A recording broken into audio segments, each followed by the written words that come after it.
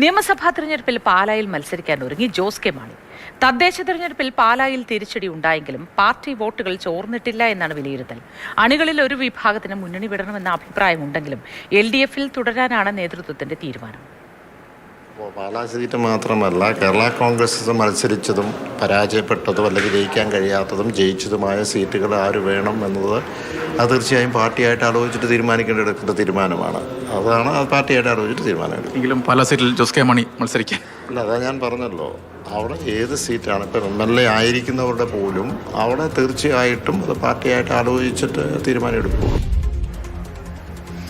Shinoj S ചേരുന്നുണ്ട് വിശദാംശങ്ങളുമായി. ഷിനോജ്, ഒരു മുന്നണി മാറ്റം, ഒരു മുന്നണിക്കൊപ്പം നിൽക്കുന്നു, വിജയം സാധ്യമാകുന്നില്ല എങ്കിൽ മറ്റൊരു മുന്നണിയിലേക്ക് മാറുന്നു, ആ ഒരു കാര്യത്തിലൊന്നും ഇപ്പോൾ തീരുമാനം എടുക്കുന്നില്ല എന്നതാണ് പറയുന്നത്. എന്താണ് മൊത്തത്തിൽ പാർട്ടിക്കുള്ളിൽ നടക്കുന്നത്?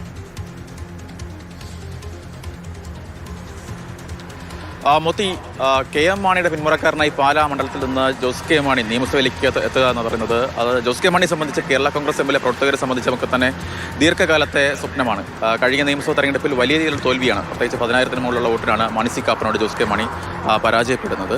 എന്നാൽ ഇത്തവണയും ജോസ് കെ മാണി തന്നെ പാലായിൽ മത്സരത്തിന് ഇറങ്ങും എന്നാണ് ഏറ്റവും പ്രധാനപ്പെട്ട കാര്യമെന്ന് പറയുന്നത്. നേരത്തെ കടുത്തുരുത്തിലേക്ക് ജോസ് കെ മാണി മാറും എന്ന തരത്തിലുള്ള പലതരത്തിലുള്ള ചർച്ചകളൊക്കെ തന്നെ ഉണ്ടായിട്ടുണ്ടായിരുന്നു. പ്രത്യേകിച്ച് പാലായേക്കാൾ കുറച്ചുകൂടി കേരള കോൺഗ്രസ് സംബന്ധിച്ച് അവരുടെ സംഘടനാ സംവിധാനമൊക്കെ തന്നെ കൂടുതൽ ചലിക്കുന്ന ഒരു മണ്ഡലം എന്ന് പറയുന്നത് കടുത്തുരുത്തിയാണ്. അതിനാൽ തന്നെ ചെയർമാൻ അവിടെ മത്സരിക്കണം, കടുത്തുരുത്തിയിൽ മത്സരിക്കണമെന്നൊരു ആവശ്യം പാർട്ടിക്കുള്ളിൽ തന്നെ ഉയർന്നിട്ടുണ്ടായിരുന്നു. പ്രത്യേകിച്ച് ഇത്തരമൊരു സാഹചര്യത്തിൽ ജോസ് കെ മാണി അങ്ങനെ ഒരു മണ്ഡലം മാറി മത്സരിക്കാൻ എത്തിയാൽ അത് പാർട്ടി ചെയർമാൻ തന്നെ ഇത്തരത്തിൽ തോൽവി ഭയന്ന് മണ്ഡലം മാറുന്നു എന്നൊരു ധ്വനി എതിരാളികൾ തന്നെ ഉയർത്തിവിടും. അതുകൊണ്ട് തന്നെയാണ് പാലയിൽ തന്നെ വീണ്ടും മത്സരിക്കാൻ ജോസ് കെ മാണി മുതിരുന്നത്. എന്തായാലും നിലവിലെ ഈ തദ്ദേശ തെരഞ്ഞെടുപ്പ് കഴിയുന്ന സമയത്ത് ഉള്ള കണക്കുകളെന്ന് പറയുന്നത് ജോസ് കെ മാണിക്ക് അത്ര പ്രതീക്ഷ നൽകുന്ന കണക്കുകളല്ല. ആകെയുള്ള 13 പഞ്ചായത്തിൽ 8 പഞ്ചായത്തും UDF-നൊപ്പമാണ്, 5 പഞ്ചായത്ത് മാത്രമാണ് LDF-നൊപ്പമുള്ളത്. അതിൽ 2 പഞ്ചായത്ത് കിട്ടിയത് ടോസിൻ്റെ ഭാഗ്യത്തിലാണ്, ഒരെണ്ണം UDF സ്വതന്ത്രൻ ഒപ്പം കൂട്ടിയാണ് ഭരിക്കുന്നത്. അങ്ങനെ കേരള കോൺഗ്രസ് പൂർണ്ണമായും ആരെയും ആശ്രയിക്കാതെ ഭരിക്കുന്ന പഞ്ചായത്ത് എന്ന് പറയുന്നത് പാലാ മണ്ഡലത്തിൽ ആകെ 2 പഞ്ചായത്ത് മാത്രമേ ഉള്ളൂ.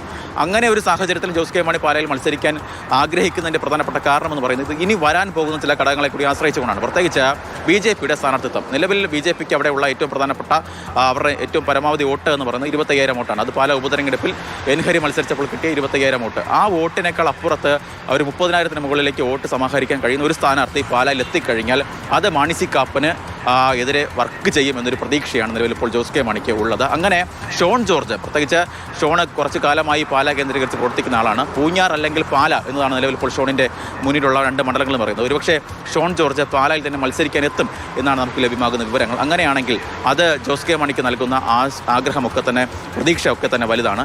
ആ ഒരു സാഹചര്യം കൂടി മുന്നിൽ വെച്ചുകൊണ്ടാണ് നിലവിൽ ഇപ്പോൾ ജോസ് കെ മാണി പാലായിൽ മത്സരിക്കുന്നതിന് വേണ്ടിയൊക്കെ തന്നെ പണികളൊക്കെ തന്നെ തുടങ്ങിയിരിക്കുന്നത്. ഈ പണി തുടങ്ങിയെന്ന് പറയുന്നത് വളരെ കാലത്ത് മുൻപ് തന്നെ കഴിയുന്നവർക്ക് നിലവിൽ ഇത്തരം ഘടകങ്ങൾ വർക്കായാൽ, പ്രത്യേകിച്ച് മാണി സി കാപ്പൻ 2 ടൈം അവിടെ MLA ആയിരുന്ന ആളാണ്. പ്രത്യേകിച്ച് അങ്ങനെ 2 ടൈം MLA ആയിരുന്ന ആൾ അവിടെ ഒരു സ്വാഭാവികമായും ജനങ്ങൾക്കിടയിൽ ഒരു പുതിയ ആൾ വരട്ടെ, മറ്റൊരാൾ മാറി വരട്ടെ എന്ന തരത്തിലുള്ള ചിന്ത ആർക്കെങ്കിലും ഉണ്ടാകണമെങ്കിൽ ആ തരത്തിൽ കിട്ടുന്ന വോട്ടുകൾ, അതിനൊപ്പം LDF-ന് കിട്ടുന്ന വോട്ടുകൾ, പ്രത്യേകിച്ച് കഴിഞ്ഞ തവണ ജോസ് കെ മാണിയും ഒപ്പം CPM തമ്മിൽ അത്ര നല്ലൊരു ചേർച്ച, പലതരത്തിൽ CPM വോട്ടുകൾ തന്നെ പാലയിൽ നിന്ന് ചോർന്നു പോകുന്ന സ്ഥിതിയൊക്കെ ഉണ്ടായിരുന്നു. ഇത്തവണ അത്തരത്തിലൊരു ചോർച്ച അവിടെ ഉണ്ടാകില്ല. ആ വോട്ടുകളൊക്കെ തന്നെ ജോസ് കെ മാണിക്ക് അനുകൂലമായി പെട്ടിയിൽ വീഴും. ഒപ്പം മാണി സി കാപ്പന് കഴിഞ്ഞ 2 തെരഞ്ഞെടുപ്പായി കിട്ടിക്കൊണ്ടിരുന്ന BJP-യിൽ നിന്ന് കിട്ടുന്ന പല വോട്ടുകൾ, പ്രത്യേകിച്ച് അത് പലതരത്തിലുള്ള വോട്ടുകളാണ്, പല സാമുദായിക ഐക്യേഷനൊക്കെ തന്നെ പരിഗണിച്ച് കാപ്പന് കിട്ടിക്കൊണ്ടിരുന്ന വോട്ടുകൾ. ആ വോട്ടുകളിൽ ഒരു ഭാഗം ഷോൺ ജോർജ് മത്സരിക്കാൻ എത്തുകയാണെങ്കിൽ അത് ഷോണിലേക്ക് തന്നെ പോകും.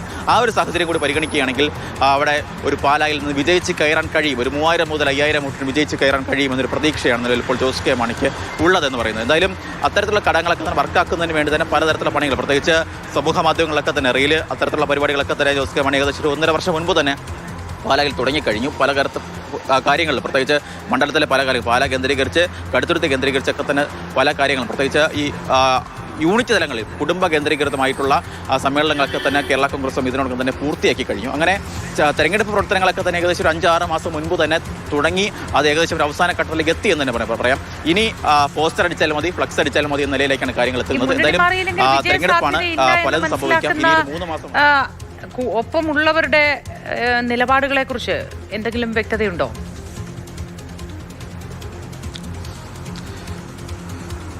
മോത്തി മുന്നണി മാറ്റം എന്ന് പറയുന്നത് കേരള കോൺഗ്രസ് എമ്മിനെ സംബന്ധിച്ച് അവർ അണികളെയൊക്കെ സംബന്ധിച്ച് കോൺഗ്രസിനൊപ്പം നിൽക്കുക എന്ന് പറയുന്നത് അവർ കുറേ കാലങ്ങളായി പ്രത്യേകിച്ച് സ്റ്റിയറിംഗ് കമ്മിറ്റി യോഗത്തിലൊക്കെ തന്നെ പല നേതാക്കളും ഒക്കെ തന്നെ പരസ്യമായി ആവശ്യപ്പെട്ട കാര്യമാണ്. ഇനി LDF-നൊപ്പം നിന്നാൽ അത് വലിയൊരു ഭാവി ഉണ്ടാകുന്ന കാര്യമല്ല എന്ന് പല കാര്യങ്ങളിലും കേരള കോൺഗ്രസ് എമ്മിലെ സ്റ്റിയറിംഗ് കമ്മിറ്റി യോഗത്തിലൊക്കെ തന്നെ മുതിർന്ന നേതാക്കൾ തന്നെ പലപ്പോഴും ആവശ്യപ്പെട്ട കാര്യമാണ്. പക്ഷേ ഏതൊരു പോയിന്റിൽ ഉടക്കി LDF-ൽ നിന്ന് പുറത്ത് വരും എന്നതാണ് ഏറ്റവും പ്രധാനപ്പെട്ട ചോദ്യം. കാരണം തെരഞ്ഞെടുപ്പിന് 3 മാസമേ ഉള്ളൂ. അങ്ങനെ ഒരു പെട്ടെന്ന് ഇത്തരത്തിൽ ഒരു തെരഞ്ഞെടുപ്പിൽ തോൽവി കണ്ട്, പ്രത്യേകിച്ച് തദ്ദേശ തെരഞ്ഞെടുപ്പിൽ ഒരു തോൽവി കണ്ടുകൊണ്ട് ഇത്തരത്തിൽ മുന്നണി മാറിയാൽ അത് പാർട്ടിയുടെ വിശ്വാസ്യത തന്നെ ചോദ്യം ചെയ്യുന്നതാണ് ഇത്തരത്തിൽ നേതാക്കളൊക്കെ തന്നെ ഈ അണികളെ പറഞ്ഞ് മനസ്സിലാക്കുന്ന പ്രധാനപ്പെട്ട കാര്യം എന്ന് പറയുന്നത്. എന്തായാലും അതിനൊപ്പം ഇത്തരത്തിൽ ഏതെങ്കിലും തരത്തിൽ മുന്നണി മാറ്റം ഉണ്ടാവുകയാണെങ്കിൽ അവിടെ മാണി സി കാപ്പൻ സ്വാഭാവികമായും LDF സ്ഥാനാർത്ഥിയെ മത്സരിക്കാൻ എത്തും. അങ്ങനെയാണെങ്കിൽ അവിടെയും പാലായിൽ നിന്ന് വിജയിച്ച് കയറുക എന്ന് പറയുന്നത് ജോസ് കെ മാണിയെ സംബന്ധിച്ച് അത്ര ബുദ്ധിമുട്ടുള്ള കാര്യമാണ്. എന്തായാലും അങ്ങനെ വന്നാൽ ഒരു മുന്നണി മാറ്റം സംഭവിക്കുകയാണെങ്കിൽ ലീഗൊക്കെ പറയുന്നത് പോലെ ഏതെങ്കിലും ഒരു സീറ്റ്, അതായത് മലബാറിലെ ഒരു തിരുവമ്പാടിയോ അങ്ങനെ ഏതെങ്കിലും ഒരു സീറ്റിൽ കൊണ്ടുപോയി ജോസ് കെ മാണിയെ മത്സരിപ്പിക്കാൻ തന്നെയാണ് നിലവിൽ അവിടെ തീരുമാനം. എല്ലാവരും അക്കൂട്ടത്തിൽ ജോസ് കെ മാണിയും സംഘവും കൂടി ഉണ്ട് എന്നതാണ് മനസ്സിലാക്കാൻ കഴിയുന്നത്.